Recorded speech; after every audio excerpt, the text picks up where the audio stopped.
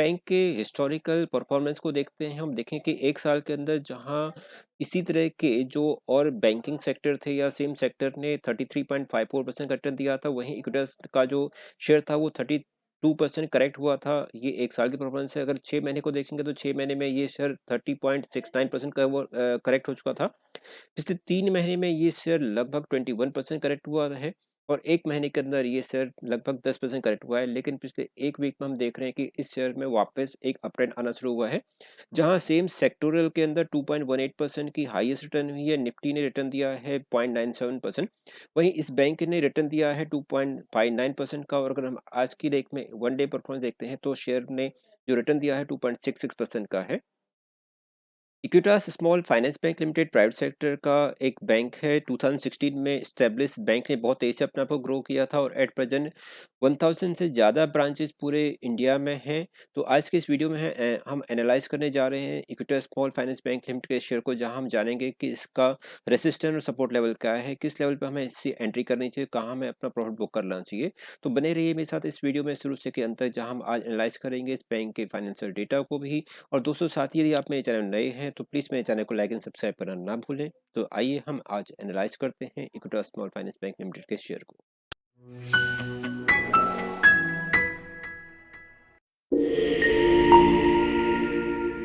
यदि मैं आपको चार्ट की हेल्प से समझाऊँ तो यहाँ देखेंगे कि शेयर का जो हाई था वो था 12 जनवरी 24 को, जहाँ पे शेयर ने अपना ऑल टाइम हाई 116 रुपीज़ बनाया था।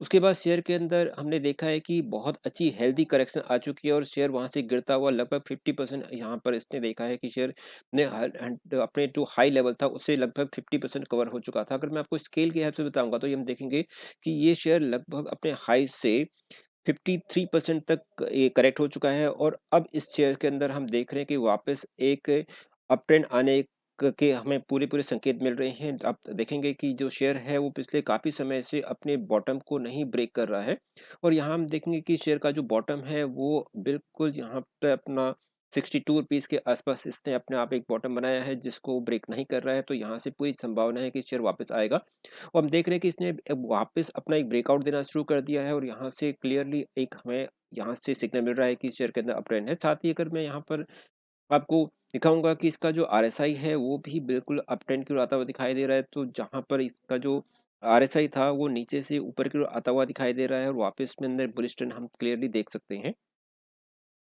चार्ट पे थोड़ा पीछे जाता हूँ तो यहाँ देखेंगे कि फरवरी 23 के अंदर शेयर का प्राइस था 53 रुपीज़। 53 रुपीज़ से ये शेयर बहुत तेजी से ऊपर बढ़ता हुआ अपने अपने ऑल टाइम हाई को बनाया था और शेयर अपने ऑल टाइम हाई गया था 116 रुपीज़ के पास, जहाँ पर इसने अपना ऑल टाइम हाई बनाया था जनवरी के अंदर। लेकिन उसके बाद एक इसमें हेल्दी करेक्शन हम देख चुके हैं और एक करेक्शन के बाद क्लियरली अप ट्रेंड आने की संभावनाएं बनी रहती हैं और हमें इसमें क्लियरली दिख रहा है कि एक ब्रेकआउट आता हुआ दिखाई दे रहा है। आइए कुछ और इन्फॉर्मेशन लेते हैं। Equitas small finance bank limited NSC और बीएसई दोनों स्टॉक एक्सचेंज में ट्रेड करता है। इसका करंट टर्नओवर है 5898.39 लाख का। शेयर का प्राइस अपने हाई 116.5 से नीचे गिर कर आया था, 61 रुपीज़ तक पहुंचा था। एट प्रेजेंट शेयर का प्राइस है 64 रुपीज़, यानी अभी अपने बिल्कुल बॉटम के बिल्कुल लो से ऊपर की ओर आना शुरू कर दिया है इसने। वॉल्यूम है 91718021, ये वॉल्यूम बहुत हाई होती है शेयर के अंदर।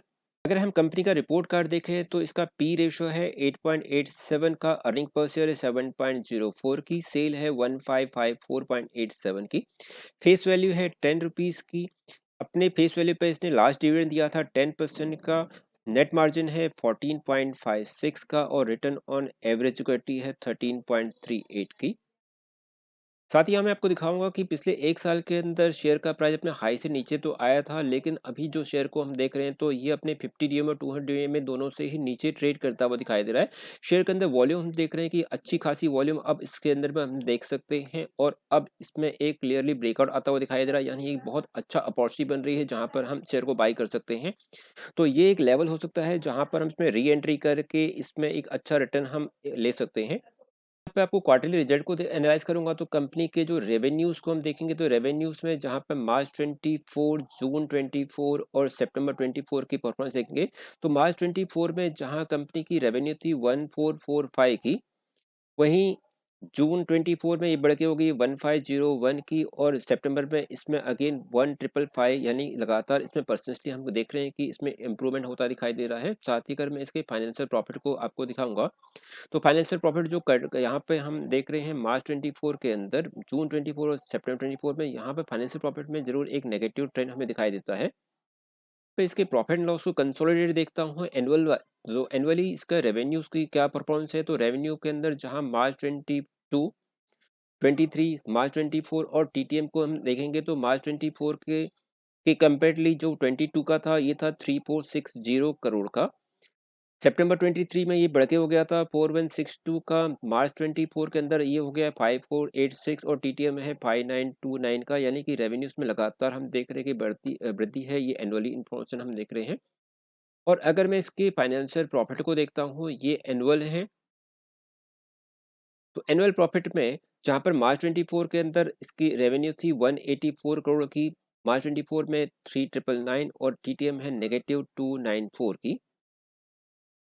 पीबीटी को देखते हैं, प्रॉफिट बिफोर टैक्स, तो ये भी हमारे पास एनुअल है। तो पीबीटी हमारे पास जो 24 के कंपेरेटिवली 23 में था 769 करोड़ का, मार्च में ये बढ़ के हो गया है 1063 करोड़ का 24 के अंदर, और टीटीएम है 600 करोड़ की।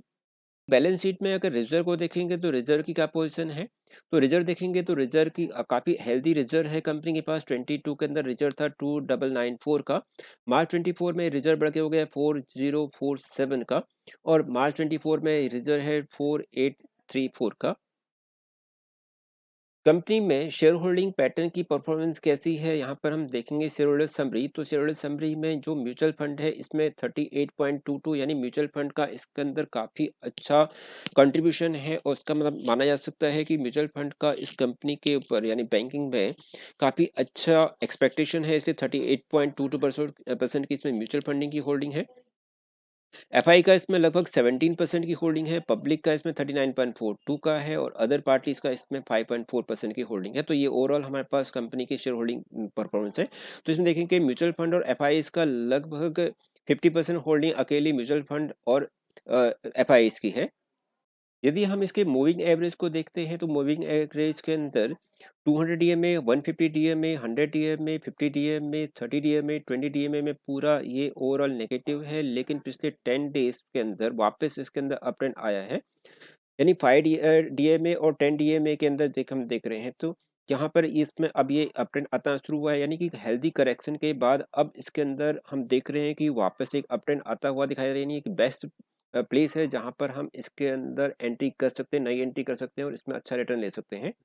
वापस लौटते अपने चार्ट पैटर्न पर हम देखेंगे कि शेयर काफ़ी समय से अपने एक सर्टेन जोन को ब्रेक नहीं कर रहा है नीचे से, और क्लियरली इसके अंदर अब हम देख रहे हैं कि वापस एक बुलिश ट्रेंड की पॉसिबिलिटी यहाँ दिखाई देती है, और यहाँ से शेयर वापस अप ट्रेंड की ओर आता हुआ दिखाई देता है। तो मेरा ये मानना है कि ये एक बेस्ट बाइंग जोन है, जहाँ पर हम नई एंट्री करके शेयर को लंबे समय तक रखते हैं, तो इसमें बहुत अच्छा रिटर्न हमें मिल सकता है।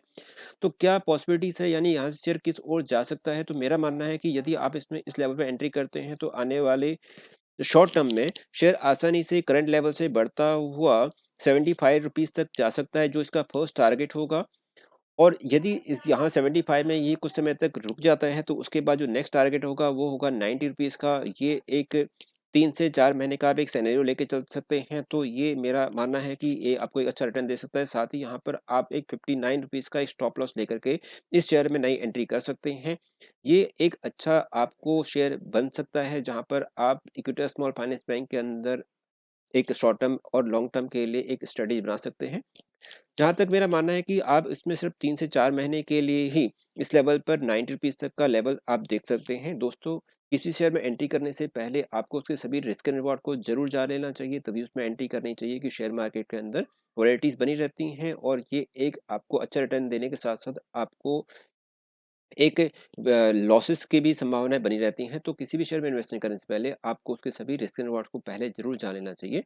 साथ ही आपको ये जानकारी यदि अच्छी लगी, तो प्लीज़ मेरे चैनल को लाइक सब्सक्राइब ज़रूर कीजिए। Thank you for watching.